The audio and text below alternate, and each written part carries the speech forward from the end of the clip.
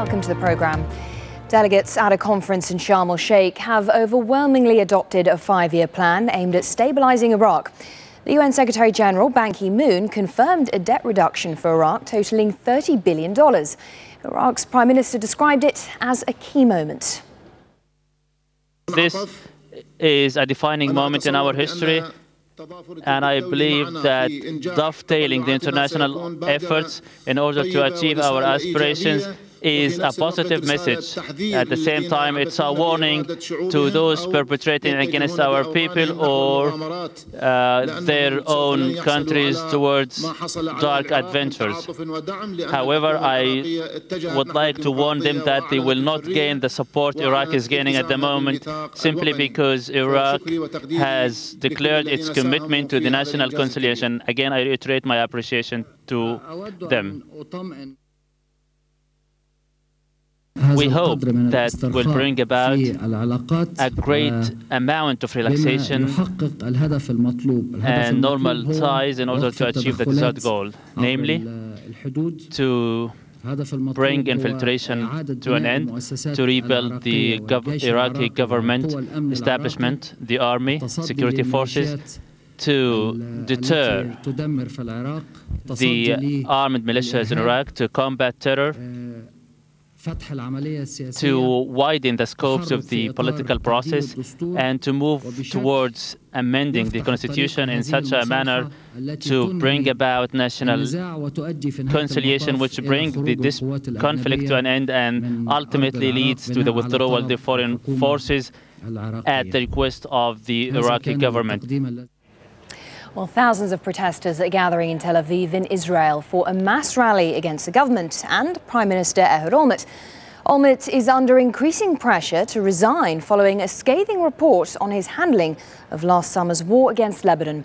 In a moment, we'll go live to the rally in Tel Aviv, but first, David Chater looks at the outcome of a special session of Israel's parliament. Riding high in the polls, it was the leader of the opposition, Benjamin Netanyahu, who opened the attack on the government at the special session of the Knesset, saying a new spirit and new leadership was now needed. His solution, not surprisingly, new elections. The government must go back to the people and enable it to say what it wants. What do the people want? They want leadership that will safeguard our children and our future, and a leadership that will restore faith and belief to all of us. So let us help the nation believe once again, and we will go back to the people and restore its hope. Having survived a call for his resignation by his own foreign minister, who's still apparently mulling over whether she should resign, Ehud Olmert remained unperturbed, having secured the backing of his party. But barbs were also thrown at the Labour ministers still inside the coalition by one of their own party. Comments aimed at the Defence Minister, Amir Peretz, who failed to attend the session, but is keeping his seat in the cabinet. A government without the people's support or trust cannot change, cannot be repaired, and as for governmental stability, since when is that more important than a proper government? It was Olmert's deputy, Shimon Peres, who spoke up in defence of the government, a move which infuriated the opposition, who accused the Prime Minister of cowardice. We have received instructions from the Winograd Committee to immediately correct what needs to be corrected, and that's what it's doing. It will do so without hesitation. The disarray in the government is the one thing everyone is talking about on the phone-in radio shows in Tel Aviv, where a mass rally will be held this evening. It's inconceivable to me that any government, any prime minister could get away with a report like this in the long term. How long the long term is, whether to measure it in hours, days, weeks or months, I don't know. Having weathered the political storm so far, the Prime Minister and his government are about to face a harsher test. The size of the public protests will set the barometer for their survival. David Chater, Al Jazeera, Jerusalem. Well, let's go live now to David Chater, who's in Tel Aviv's Rabin Square. David, has turnout at the rally swelled to the hundreds of thousands the organisers were hoping for? Well, at the moment, there are people still arriving in Rabin Square. It's a good turnout, but it's impossible to say exactly how many. But as I said before, this will be a barometer for the political survival of Ehud Olmert. This is not a political rally, it's an apolitical rally. There are no politicians here grandstanding. These are just ordinary people. People who are members of the reserves during the war, bereaved families who suffered losses, including in here the actual soldiers who took part in the fighting on the front line, those who actually suffered their colleagues being killed, those who had no water, sometimes no bullet, not the right equipment, and plans that kept on changing.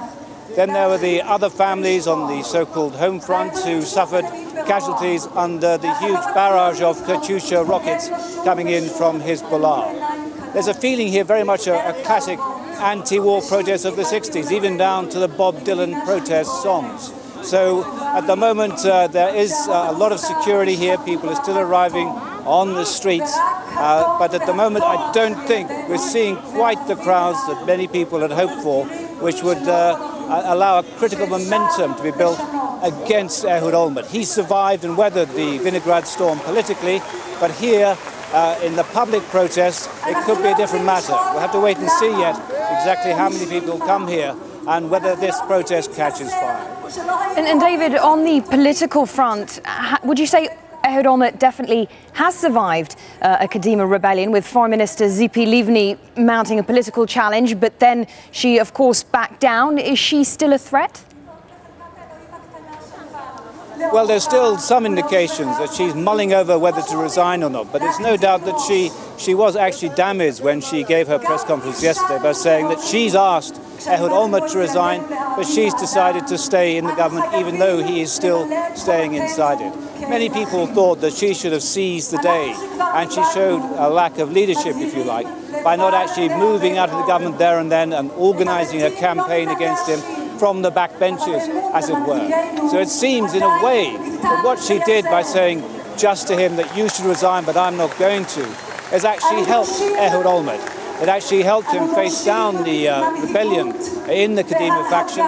In the end, there are only two people who've resigned. That was one was the head of his faction, of the Kadima faction. The other one was a Labour member of his cabinet, the minister without portfolio. So I think the political mutiny has run out of steam. It depends how much pressure builds up here and now, and how many people get onto the street and start protesting, whether he can survive. The next few days will tell. If this protest catches fire and starts to move beyond here and comes every day onto the streets, then Ehud Olmert could be in real trouble.